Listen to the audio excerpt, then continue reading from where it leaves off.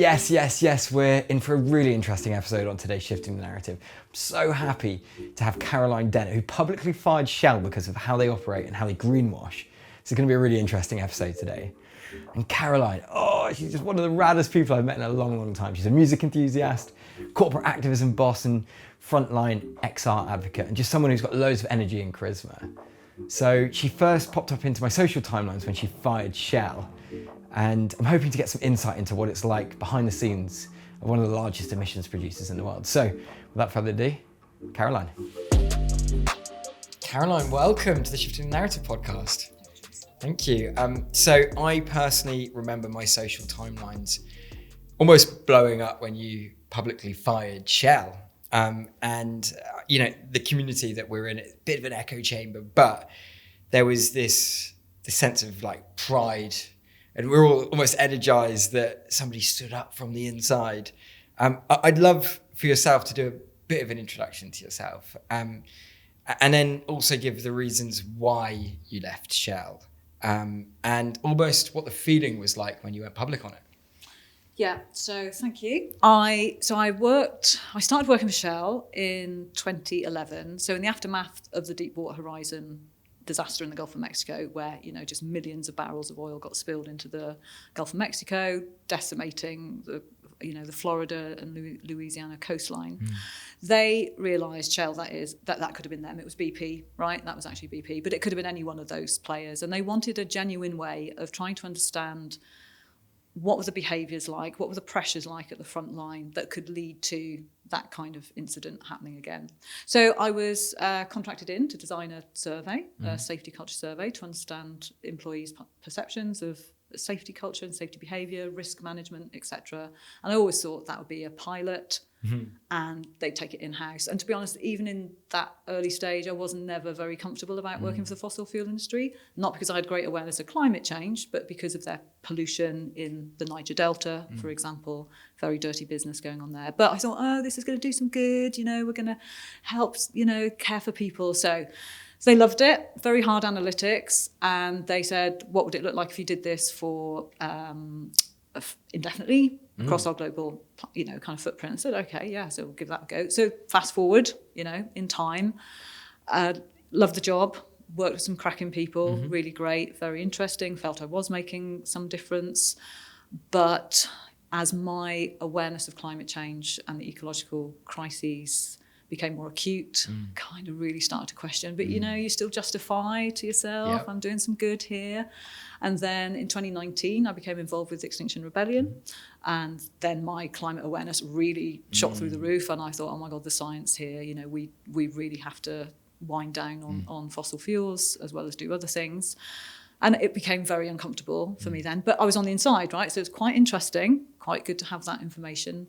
But I was just starting to see, signs of continued expansion of their portfolio, wanting to find new licenses for drilling, expand and extend pipelines. And I just thought, I can't really do this. And other kind of factors started to come into play. Again, more pollution in Nigeria. That was very, very distressing for myself. And, a couple of things happened along the way that just made me think, transitioning is one thing. Seeing a safe transition of operations to renewables is one thing. Supporting increased production is another. And I just thought I had one last job to do in Nigeria. And I thought, this will be the last time I do this. And when I go, I'm going to go with a bang. So what was that? How did you do that? And what was the feeling like? Almost like, oh, wow, this is one of the biggest organisations in the world. Yeah. Proper David versus Goliath. Kind of. I felt quite sad, actually, because a lot of people were relying on my business to report to management real safety problems and things that needed improving, and I knew that I was going to abandon those people, and I felt like I was a real conduit, the voice of the workers. So I felt bad about that, but I felt good that this was something I could do. I tell you what, one of the triggers that really happened, well, two triggers, quite interesting. I attended a Zoom meeting with Just Stop Oil, actually, the Just Stop Oil young activists, and they had Noam Chomsky as their guest speaker.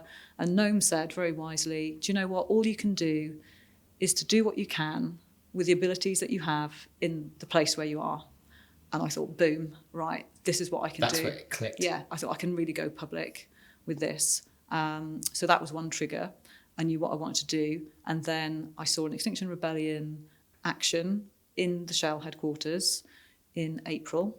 And someone was holding up a poster that said, "Insiders wanted, what do you know about Shell?" And I thought, okay, I'm not going to whistleblow the kind of things that people expect, which is dirty secrets and salacious things, but I'm going to say that inherently their business is now unsafe. So I contacted truthteller.life, which is an offshoot of Extinction Rebellion, told them my story, what I wanted to do, and they went, yeah, we're interested, so we'll help you with this. And then that, we kind of planned it for a few weeks, and we planned it for the day before the Shell AGM in London.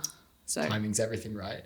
It worked. Yeah, I mean, that could have been a really busy news day, right? And it might have gone nowhere, but yeah, it felt good to do it. I felt justified in doing it. And what did it feel like afterwards? Because there was obviously like a lot of momentum and energy. There was, and it was. I cannot believe the positivity of the response that I had. I had a very low profile on LinkedIn. I'd never really used it very much. It was just a proof that I was a genuine business. And I was like, oh my God, there's all these people out there, sustainability this, renewable that are actually doing stuff to really help combat climate change and take care of the planet. And I was so pleasantly surprised. The media interest was phenomenal, all very positive, even perhaps the more right-wing establishment press were not anti. I'm not saying they were particularly favourable, but they gave me fair hearing.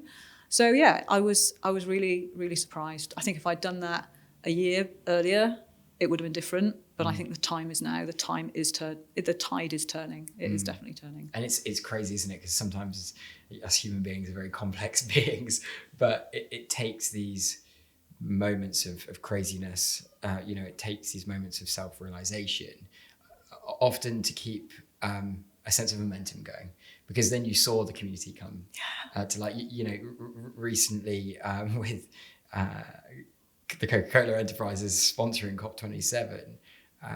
There's an amazing lady called Georgia who set up a petition, and she was wanting 500 sign-ups to basically just say this isn't on. Yeah. You can't have the largest plastic producer in the world sponsoring COP27. And the last time I looked, it was over 85,000 signatures, and she was wanting 500. Yeah. And it just shows the power of community. Yeah. But there's a number of people watching or listening to this work as freelancers. They work, maybe in startups or scale-ups. What's it like in a big fossil fuel business? Are they talking about climate change? How are they talking about it? So first of all, they're not talking about it. So the surveys that I was running over the period of 11 years, 20,000 plus employees and contractors that we surveyed within Shell. So I was a contractor, right? So I didn't work inside Shell. So my company, was contracted in to do that. But you had that inside perspective. Oh, very inside perspective. Like on such a minutiae detail, it was incredible. I would say we had well over 1 million words of open feedback from those 20,000 people being surveyed over 11 years. I would say less than 2%, maybe even less than 1% ever talked about climate change, transition, even using their language, net zero. Like, it's not happening. And what I've learned about kind of organisational cultures, if you want change in your organisation, then you have to talk about the change that you want, and you have to bring those people with you, and you have to empower them to be able to make that change. The fact that we were talking about safety, and safety is part of HSE, which is health, safety and environment, given that was the kind of topic, the wider topic, surely that was the opportunity for people to at least say, well, we're transitioning, or I can understand in this period, blah, blah, blah, or we've got these targets. No, really a handful of times did I ever hear that. And that is in places like Nigeria, which is horribly suffering from not just the effects of climate change, but from localized pollution from so many, millions of barrels of oil leaks over the last 20, 30, 40 years. So yeah, nothing, which now, I'm sure if I was surveying the PR department or the marketing or branding team in Shell, I expect all they talk about is transition, net zero, green this, green energies. But that's not the reality of the operations. On the operational front line, there's very little talk of that. And it has to be a holistic thing. Yeah. You can't just, from a communications perspective, be talking about it. If anything, you need to start with the operations, right? And then you get to the communications at the end. Yeah. And I'm a big believer that there are good people in bad companies. And I'm really interested to know your perspective of working from the inside to make change. Like, that surely is something that we need right now.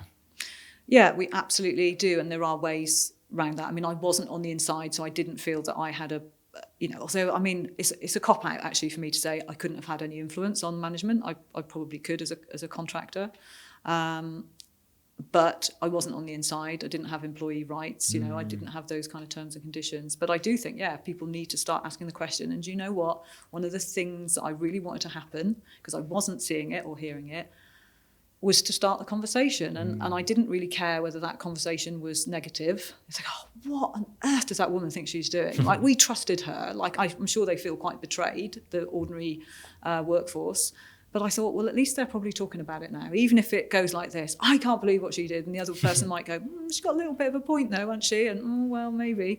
I thought at least maybe it empowers them to have that conversation, at least amongst themselves, rather than this complete, silence. So, yeah. What questions, if you could give any advice to employees working within the inside or as contractors, what questions would you be wanting them to ask? Yeah, I think, well, where's your plan, for one?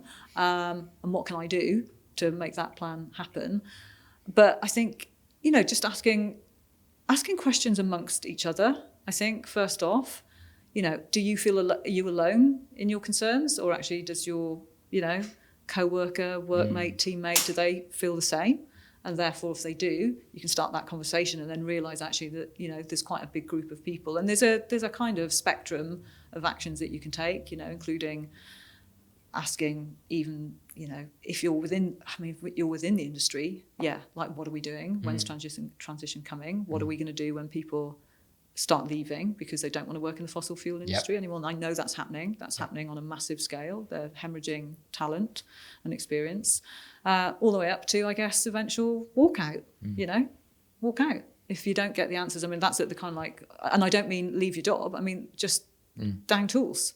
As people have done when they're striking. But I think there's a whole range of things that people can do. But asking, and I think if you're not in the fossil fuel industry, but from a sustainability point of view, again, ask the questions. How are we having these growth targets? And you want us to hit, 25% reduction in carbon emissions by 2030. How do they marry? How can we can't achieve both of those things? Pick the one that you want and let's go for that. But it's I think there is a lot of greenwash wrapped up as sustainability. And consumers have got a real radar on that. They smell it. They can smell it a mile off. But at the same time, there is some smoke and mirrors. I mean, BP, they invented the carbon footprint.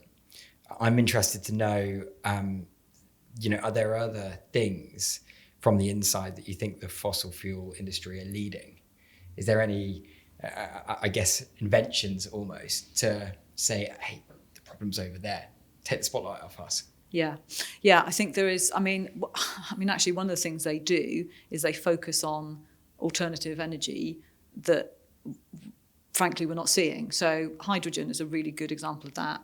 If I look at Shell, I know in their renewables portfolio they do have hydrogen R&D. Where is it?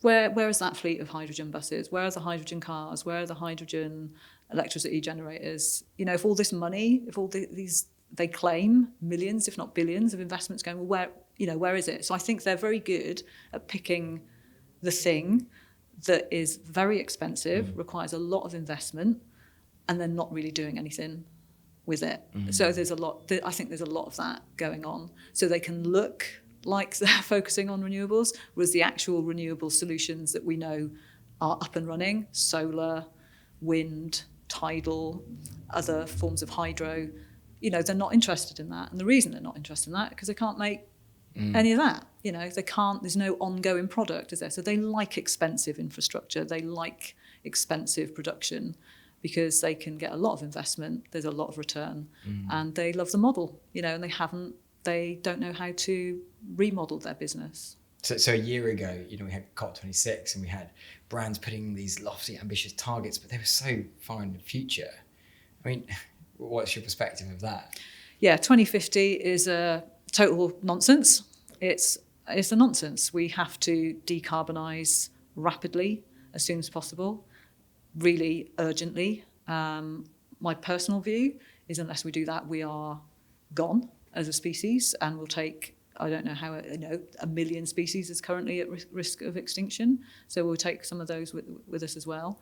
So it's really urgent, but we talk about this as if it's some we're focusing theory. on the time. It's like, there's a date over there. We're going to do this by then. Yeah. Just put it in the future. Put it on the shelf. Absolutely. Whereas if you have a personal target, if you want to lose weight, for example, or be able to run a marathon, you don't wait until the day of the, that you're going to be weighed, or the day of the race to get match fit, right? You have to start that programme now. And they're not starting the programme now. In fact, they're doing the opposite of starting the programme. They're seeking new licences. They want to build more extraction infrastructure. They're involved in all of them. I'm not just talking about Shell, Total, BP, Exxon, Chevron. They're all still investing. Here's a really good example. I don't think many people know about this, but in Uganda at the moment, Total Energies are looking to build a 1,400 kilometre long pipeline from Uganda down along the coast of Lake Victoria, through Tanzania, down to Tanga and out into the Indian Ocean to transport crude oil. Now, the fossil fuel industry do not have a very good track record on pipelines. They leak, hence the Niger Delta is in such a state. So that's a new piece of infrastructure. It's actually late. It's not being built yet because they can't get the investment that they thought they could.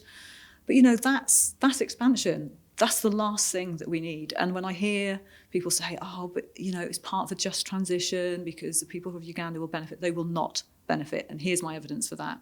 Nigeria, which has been producing oil and gas for decades, actually since 1956, you would think domestic production should be domestic supply, but it isn't. Less than 15% of Nigerian homes have an indoor clean cooking facility. Wow. And yet they're the 12th biggest producer of gas. Wow. And they're the world's 5th biggest exporter of liquefied natural gas. There's no benefit. It's not a just transition. It's a massive, massive colonial injustice, actually. And for the large enterprise organizations, like, there are transformation journeys happening. And in some cases, they are more vocal than others. But like all large organizations, in fact, even small organizations, every organization, every brand is on a journey. How do we allow there to be a bridging of that gap? This is going to take time. We are going to get to this vision, we hope. And, we need to be accountable on that journey. But from a communications perspective, it seems to be quite quiet. How do we build confidence for the people in the organisation to be able to say, look, we're going to do this, but we're on a journey. We're still not right. Yeah. We need to do better, but also be able to put the pressure on the other side that they need to do it quicker. Yeah, it's a good question. And I've just completed actually a sustainability study for quite a sizable sports company, which involved also surveying their employees as well as consumers. Okay. And one of the interesting things is just how unempowered employees feel to be the change makers that they're supposed to be, according to the ambition, should we say. So people really, really want change. Employees really, really want change because they're like the rest of us. If 80% of the global population are concerned with climate change, which is according to the last UN study, that is the case. Of course, 80% of employees of any company are looking for that. But, if they're not empowered, if they can't make micro decisions, about what materials that they order, their production processes, you know, how much circularity is in their products, then they're not going to get there, are they? You know, and of course, a lot of them realise that, actually, at the same time that you're asking us to do that, you want us to sell more product, but those things are completely incompatible. So, you know, I think there's a lot to be said for ensuring that if you're a genuine brand that genuinely wants to transition, make sure that your people are clear about the objectives and that they feel that they can be part of that. And that is a communications exercise, actually. You know, that's about having great business leadership. It's about helping others to be great leaders in their organisation, and that people can feel empowered to make decisions and absolutely contribute to that. But I've seen it in the work that we're doing in Enviro with our clients, and the conversations that we had, which haven't actually necessarily turned the conversations into clients because we didn't necessarily believe it was coming from the right direction. We almost see, you know, their personal perspectives being one thing, but then as soon as they're in the 9 to 5, they're wearing a different kind Agreed. of hat. What's that about? I know, and that's the problem. We step into this corporate environment and we suddenly become Mr. and Mrs. Rational. Oh, no, that's not good. You know, it was actually, and then we go home and we sob our hearts out because we know that our time is limited on the earth unless we really, you know, radically do something about it. Did you see that at Shell? No, because they're not talking about it at all. No, they're not. But I do see it in other clients that I work with. And going back to this kind of sustainability study that we did, I mean, you know, everyone there knows. And yet then we kind of get in the debrief room, you know, and we're debriefing. And then suddenly they're talking about, you know, profitability again. And, you know, oh, but how do we do it with, you know, and keep selling products? Well, you know, here's the thing, isn't it? We need to really rethink the business model. And if the business model is incompatible with sustainability, then how we profit has to change. So if you're an organisation that sells product, well, maybe you have to sell repair, you know, maybe you have to sell experiences, maybe you have to sell something else.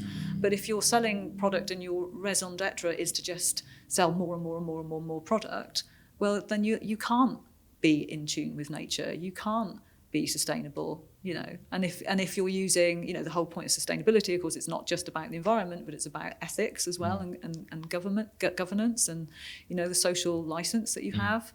And how do you make sure that people aren't being exploited in the whole supply chain, which is currently, you know, that's also what's happening. So those things, those injustices are all tied up together. You know, when we get climate justice, we need to have ethical justice as well. Yeah, it's such an interesting thing because, you know, especially at the moment when, look, businesses around the world at the moment are feeling the pinch, and therefore their appetite for risk and you know, to go and say, all right, we're gonna, you know, now sell experiences or we're gonna sell repair. That is a risky thing, and it comes with costs, whether it's marketing or you know, being able to set up new areas within the organisation to be able to service those new things. On top of that, there's a systems problem, surely. Like, it feels like at the moment we're stuck. There are families who are genuinely struggling to pay their bills, and families who even a year or 2 years ago weren't in that specific, you know, bracket. I'm interested to know your perspective, and I don't want to go too deep into this, but media and governments, surely they're the ones that really have to change here. Yeah, they do. But it's interesting. I just want to pick up what you said about risk, because when people, you know, it's how you define that risk, isn't it? It's how you define that risk. Yes, there is a risk to business if you can't sell and you don't have an alternative model, but that's nothing like as big as the risk of there will be no humanity in which to sell your product to. True. So it's about near-term risk and medium-term risk and long-term risk. You know, or flip it and see it as opportunity. First people in the market to sell repair. You know, first people to, you know, take your community which you've built and then bring it into the physical space and rather than just the digital space. And you know, I do believe that without margin you have no mission. But I guess it's the opportunity to get there first so that mission can be as progressive as possible, right? It is, but you know, competition is such a capitalist concept, actually. in terms of business. You know, True. we don't have to be competing. We could all be collaborating. You know, it could be that, you know, what are competing brands currently could be working together to solve the problems instead of we want to be, you know, if we're first to market, why would you want to be first to market? So you can profit from it first, right? But that's old system thinking. Well, it's system change, right? It is. We have to have that because that's what's got us into the problems in the first place. This idea that we've got to compete and compete and compete. And actually, you know what? Maybe we don't have to do that. You know, maybe what we've got to do is collaborate and have a coalition of purpose and really get those things done together. Because if we carry on the way that we are, we know where we're headed. You know, we're here where we are with our climate and other societal risks because of the way that we've behaved. And you know, I think that whilst there are going to be a lot of people who are going to seriously be in a lot of financial, and not just financial trouble, but, you know, well-being trouble, mental health trouble in the next months ahead, let's not forget there are many companies who are profiting massively. They are not feeling the pinch, including the fossil fuel industry, including, you know, some big pharma. You know, there's a lot of money around. And I think, you know, is it something like, you know, 100 companies, you know, are responsible for almost all of the carbon and all the damage on Earth. You know, they're causing the problems and they're massively profiting, and that wealth is not being fairly distributed. Yeah, well, I know that one of the core elements to system change is where our money is going, and you know, North Sea extraction is on, apparently. It's a thing again. Solar farms, don't need those. Money and investments, I know pension schemes are a big, I don't know if we call it a passion, but yeah, it let's is. call it that. Let's call it a passion, shall we? You know, finance models are core to the innovation of system change. Tell us why we need to shift the narrative specifically on pensions and what's wrong with them in the first place.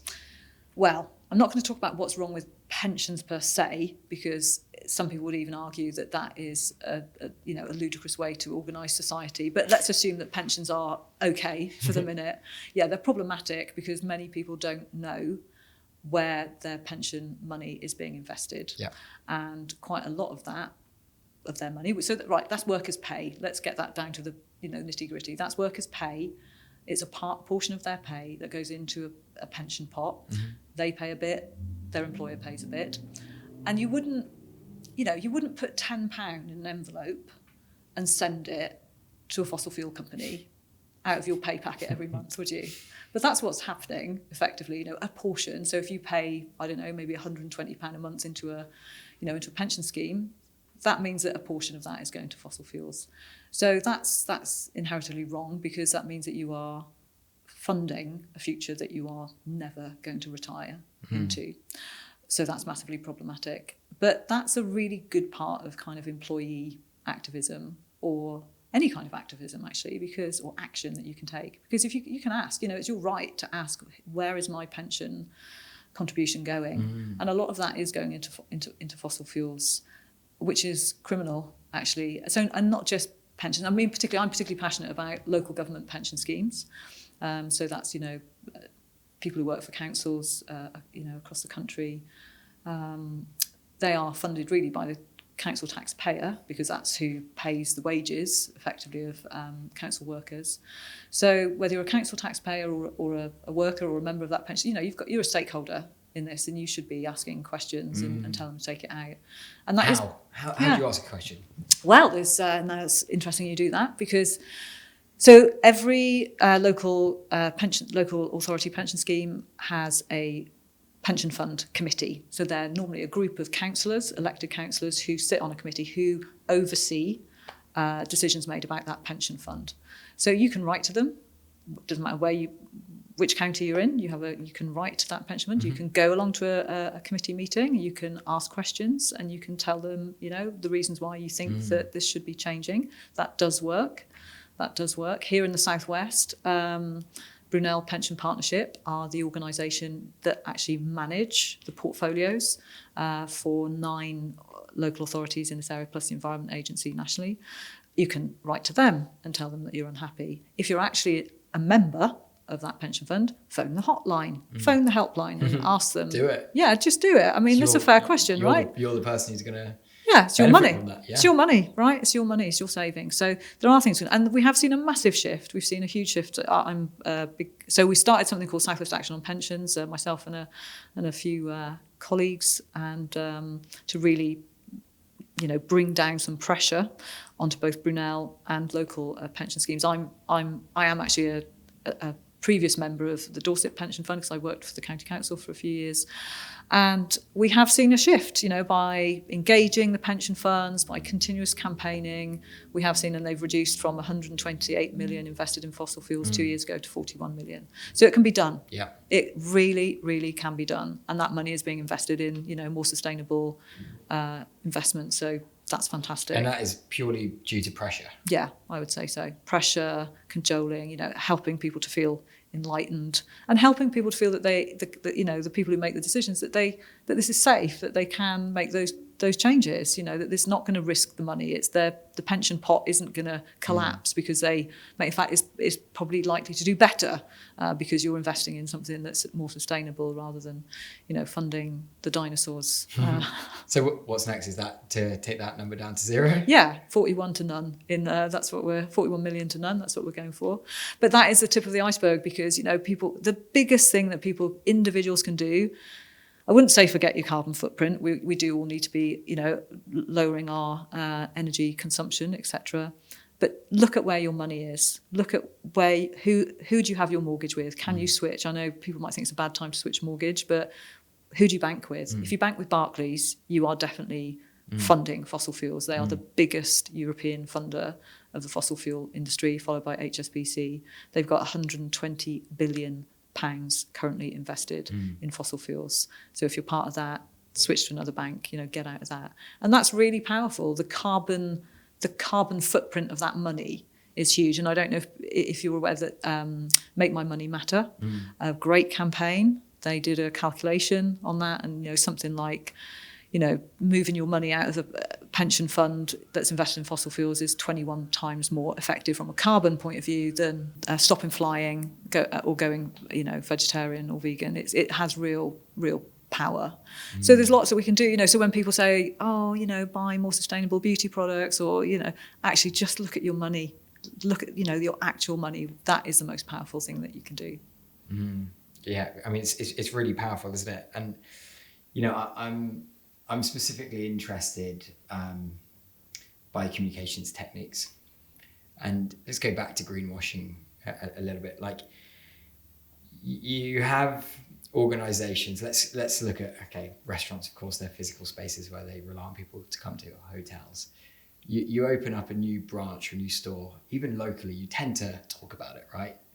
But the Shells, the BPs of the world, they go and open up a load of new fossil fuel extraction sites. They're not shouting about that. Do you think almost these organisations need to? There should almost be a policy from government level saying, look, you need to be much more visual and much more vocal on what these sites are, what they do, and ultimately the impact that they have. Because on tobacco, you have, negatives of smoking. And it is quite literally a law. Why is it not a law? Yeah, but it's not a law because the lawmakers in this country are the people who are sanctioning it. They're actually saying, do it, go ahead, do it on our behalf. You have our blessing, go forth. So that's the problem, isn't it? That the people who should be protecting us from the harms are the same people who are giving the licenses and saying, actually, you know what, this is what we need. Because, and the thing is that, they've been lobbied by the fossil fuel industry very successfully, and that we all now talk the language that they want us to talk, whether it's about net zero 2050 or, this did really deeply anger me when the EU a few weeks ago, maybe it's now maybe more like 5-6 weeks ago, announced that they accept that gas is a green energy.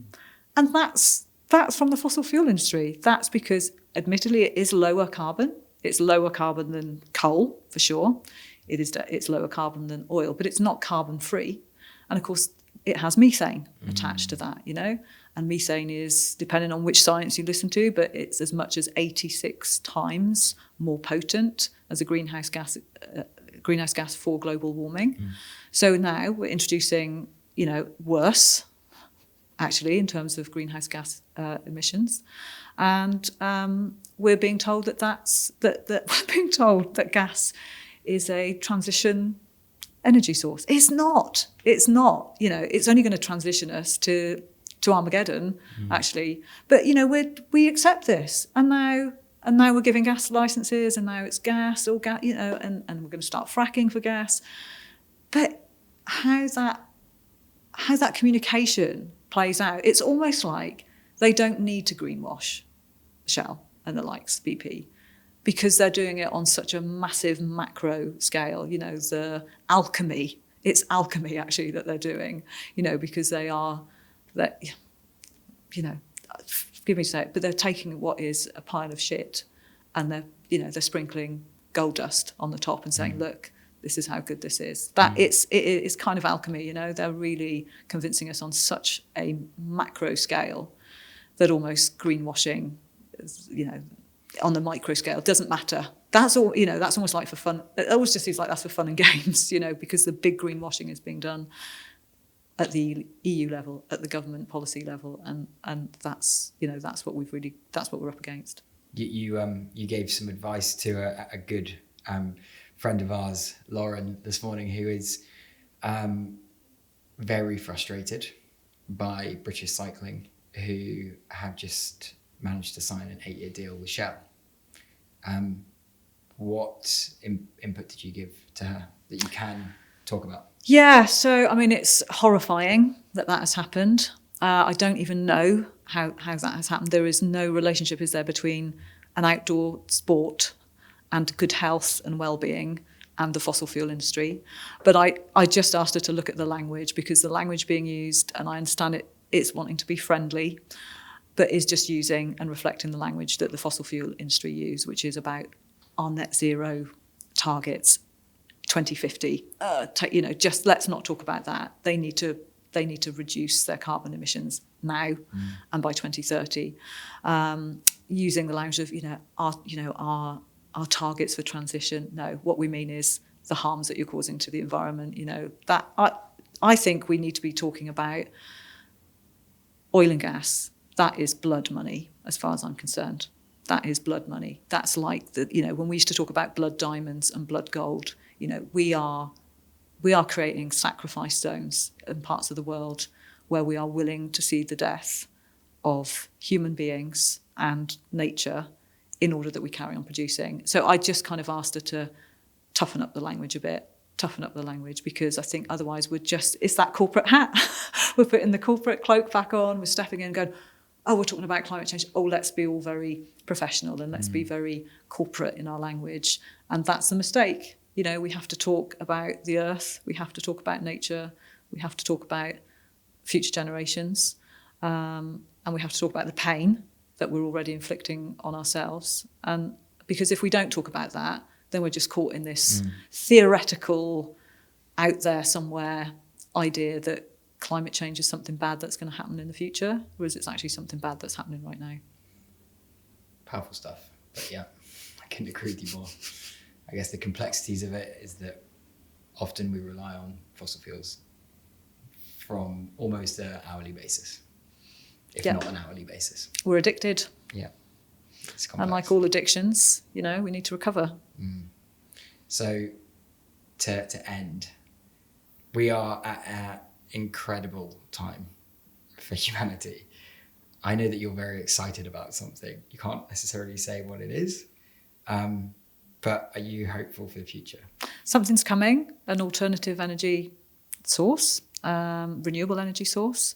It will change the world. I hope it will rapidly mean we can decarbonise. We will no longer rely on fossil fuels, and it will be free.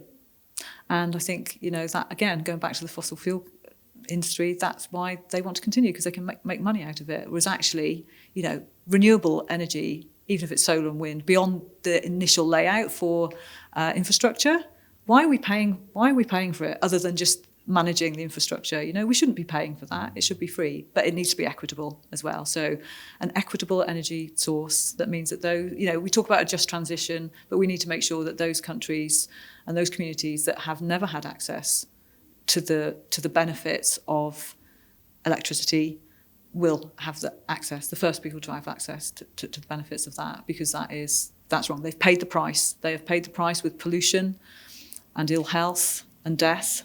And they need to stop paying that price. We need to level up, definitely. Exciting stuff. Very exciting. It's incredibly exciting. And you know what? Probably 6 months ago, I had almost zero hope that we were going to make it out of this mess. But I do have some hope, finally, that something is coming that means that we can radically change. Okay, so to end, 3 quick fire questions. Okay. One podcast recommendation. Yeah, actually, I did a podcast they're called The Media Storm. So there's two women who are brilliant. It's like an extended woman's hour topic. It's absolutely brilliant. They really go into depth about things in society. So The Media Storm, it's called. Yeah. And book recommendation. What are you reading at the moment, or what have you been really inspired by? I've been really inspired by The Book of Trespass. Okay. I don't know if you've read that. It is about trespassing in Britain. It's written by a guy who does trespass a lot across private lands, big estates. He writes while he's walking or canoeing or kayaking, and it's a brilliant, brilliant history of private land in the UK, and I highly recommend it. It's a joyful read, and it will tell you how we have got to where we are in colonial Britain. So I'm going to throw something back to you, which isn't a book, but it's a YouTuber. And I've only just watched, I'm not really big into YouTubers, but people do crazy things to get views now. There's a YouTuber, I think it's Geo Wizard or something, we'll put it in the show notes afterwards, who walks across Wales in a straight line, but he cannot deviate off that straight line. And it's amazing because he's going across lots of different private lands and not getting caught. So I love the sound of that. I'm going to look at that. That sounds fantastic. Straight lines only. Straight wow. line, that's it. That's tough in Wales. I know, right? He's having to go through rivers. It's nuts. Finally, because I know you're a big music lover, what one artist would you put on if you're wanting to get that big idea or get some level of escapism? Nina Simone, every time. Yeah. Why and what song? She's an absolute queen. She should have been our queen. She fought so hard. She stood up. She stood up for herself. She stood up for the black community and all people of colour, actually. She was a musical genius. She was way ahead of her time. Really, anything by her, I don't care. I'm surprised it's not hip hop. We were talking about hip hop before. I love hip hop. I do absolutely love hip hop. But I think, Nina, really, she is my late night working partner. Love it. Thank you so much. Thank you. It was such a great conversation, and I can't wait to see what you do in the future. Thanks, Joss. Bloody hell, what a legend of a person. I just want to become best friends with Caroline. She's just such a rock star of a lady with a wealth of knowledge in corporate activism, and from understanding what questions contractors and employees should be asking to untangling the confusing messages and narratives that large corporates are holding on almost as delay tactics. The conversation for me gave me a wider sense that the urgency to dial up and turn up the pressure on corporate motives to turn thoughts into genuine action is what's needed right now. And from where I'm stood, I totally get that running businesses, especially in an economic downturn, is hard enough, let alone putting in all of these social and environmental elements and additions into the mix. But the later that these processes are taken seriously, the harder it will become to actually make this action. And whether or not people like it or not, I believe that using communications to back up genuine actions leads to competitive advantage. And it then leads to organizations actually having to take action. So we're definitely wanting people to communicate, but we definitely don't want greenwash. And the larger the organization is, the more murky these conversations, these messages seem to be. So I'm really interested to see how big corporates are going to address sustainability initiatives and ultimately break through the noise that is just corporate jargon. So yeah, Caroline, amazing, brilliant wise words. I'm feeling mega pumped to have spoken to you and generally get wider insight into what is the belly of the beast that is Shell. And thank you for listening. As always, really appreciate you subscribing, and we've got some really exciting episodes in the future. So over and out. This is Josh speaking, Shifting the Narrative.